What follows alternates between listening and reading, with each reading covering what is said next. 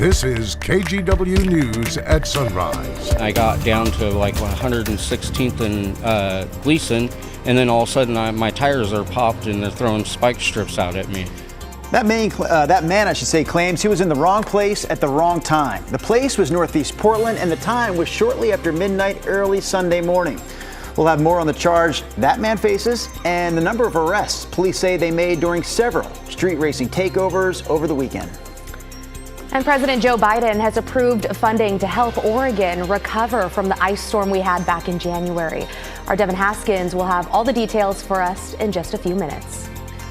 Also this morning, I would say that 5 decades in business is worth celebrating. Yes. That's what they're celebrating at Oldtown Pizza. We're going to have more on that pizza institution, if you will, coming up a little bit later on the show. Yeah, lots to talk about, from pizza to food carts and all your headlines. We've got it.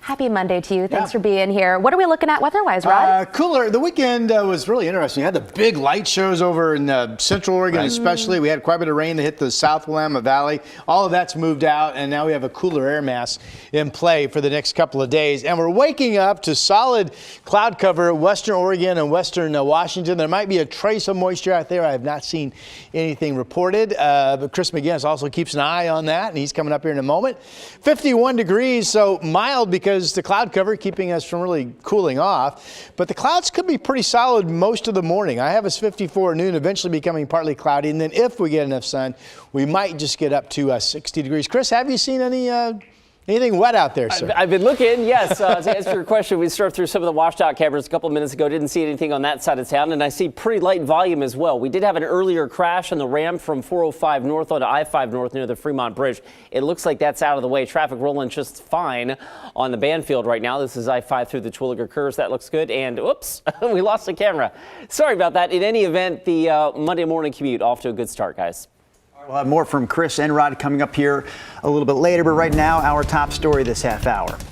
President Biden approved federal funding to help with local recovery and repair efforts after January's snow and ice storms. Our Devin Haskins is live in our newsroom for us this morning, breaking down what it means for people in Oregon. Good morning, Devin. Yeah, good morning. That federal funding will be available to multiple county governments along with state and tribal governments after that winter ice storm in January for almost 2 weeks. In mid-January, the western side of the state was hit hard by a widespread ice and snowstorm along with frigid temperatures. 17 people died, hundreds of trees fell on homes as well as power lines, and at one point more than 230,000 customers were without power. At the time, Governor Tina Kotek declared a statewide emergency. Then in March, she requested federal funding, and on Saturday, President Biden approved that disaster declaration.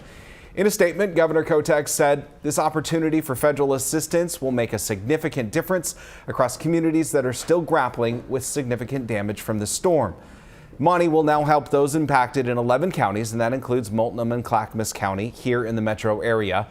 It also includes the Confederated Tribes of Siletz Indians, as well as certain private nonprofit organizations, all to help with repairs recovering from that winter storm.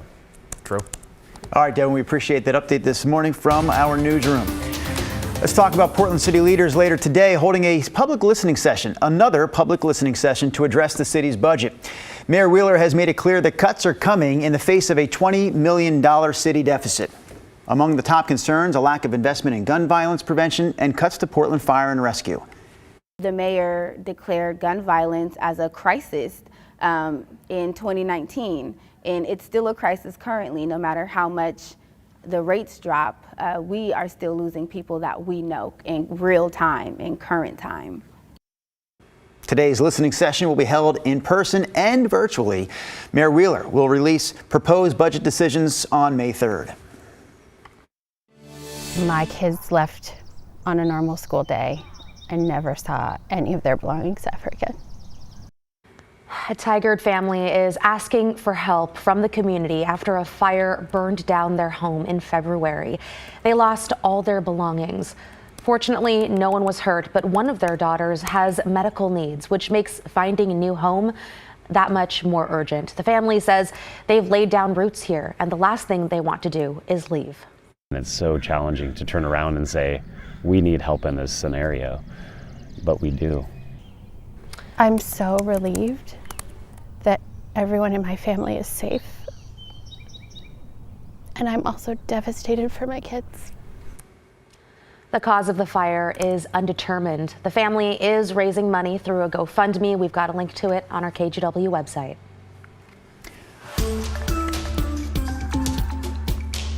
One of Portland's oldest pizza restaurants is celebrating 50 years in business. We're talking about Oldtown Pizza in Oldtown, of course. The shop opened up there in 1974. So the current owner is a man by the name of Adam Milne, and he first says he ate at the restaurant 40 years ago when he was just 9 years old. He bought the restaurant 22 years ago. We talked to him about the restaurant's legacy. I don't really think that anyone owns Oldtown Pizza. You're a steward of this place. You know, a lot of people call it an institution. I think there are very few landmark restaurants left in Portland, and we're just honored to be one of them. So to help celebrate the occasion, you can get a large house specialty pizza for just $19.74. Again, 1974 is the year that Oldtown Pizza first opened. That makes sense. Okay, so if talking about pizza didn't get you hungry, this week is Portland Food Cart Week. We asked you on our KGW Facebook page to share some of your favorite food carts, because gosh, we have a ton of them, right? Kimberly said La Morenita on Hawthorne. Got to try that one, Kimberly. Melissa said Sheesh Shawarma by Stott Field at Portland State is really good. And Doug had a handful for us. Okay, get ready. He mentioned Kim Jong Grillin, Korean Twist, Villa Angel Taqueria, Stretch the Noodle, and Isan Thai. If you want to weigh in, you can do it right now on our KGW Facebook page. We thought we needed 5 viewers to give us 5 recommendations, but we just needed that one viewer guy, yeah, to give us 5. I never realized how fancy the names are. Don't we have a food cart called Bill's Food Cart? Probably somewhere.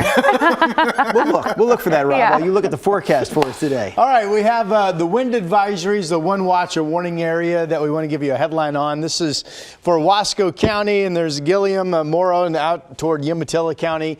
This is up until 11 o'clock tonight. A typical gusty west wind day for you folks, 25 to 35. Last time I checked, the Dalles have blown to about 30.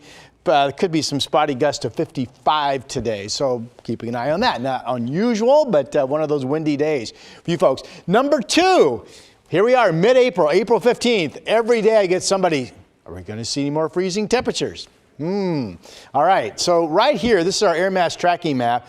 We start feeding off this cooler weather. This cooler weather that comes in today and tomorrow eventually kind of joins up with this Canadian high. This is Wednesday morning, and then that colder air comes down across the upper Midwest and the Plain States and eventually feeds us an east wind Thursday into Friday. Now, there's a point to all this madness, right? And the point is that we could, see some freezing temperatures, especially Wednesday morning. So here's one of the, let me go. All right, here's where I want. Wednesday at 6 a.m. Notice 32 McMinnville, 31 Tigard, 31 Hillsborough, 31 Battleground, 32 Vancouver. I'm forecasting 35 for Portland. This shows 33. But you get the idea. There's a real possibility of fairly widespread freezing temperatures Wednesday morning as that cooler, dry air starts to drop down. And we should be fairly clear Wednesday morning. Now, later in the day Wednesday, as that Canadian high comes down, we feed off an east wind. And again, east winds, if you get them at your house, they'll keep your temperatures above freezing Thursday morning. But there could be some more spots in calm wind areas. See 30, 32 degree numbers Thursday morning. I do feel, I've been looking at I spent quite a bit of time looking at this over the weekend, that once we get past this run, it's really the last reasonable chance for any widespread freezing temperatures of the spring. Clouds have been coming in. We're mainly dry across our 2 states, picking up a little bit of moisture up in Washington. But you can see the clouds here on the west side of both Oregon and Washington this morning. Because of the cloud deck, Portland PDX is actually 51 degrees. Nobody's really that chilly across any of our region. Bend would be, the only spot that's below 40 right now at 39 degrees on the current temperature map. Futurecast shows the cloudiness with us much of the morning hours. There might be a trace of moisture around. Here we are at 6 p.m. Notice how we become partly cloudy during the afternoon. And basically, once you jump over the Cascades, it's a pretty sunny day coming your direction. Valley temperatures generally expected to hold in the 50s, but if we get enough sun, we might just pop up to 60, and that's what I have Portland at. There's a better chance of a scattered light shower tomorrow. Again, it wouldn't amount to much, 58. And then there's the freezing threat. Wednesday morning, I have Portland at 35, but we saw some of you could be down to freezing. Thursday, east winds, and then back up to 73 on Friday. Saturday, hold on. That forecast has been all over the board, but there's reason to tell you we're watching a shower chance right now.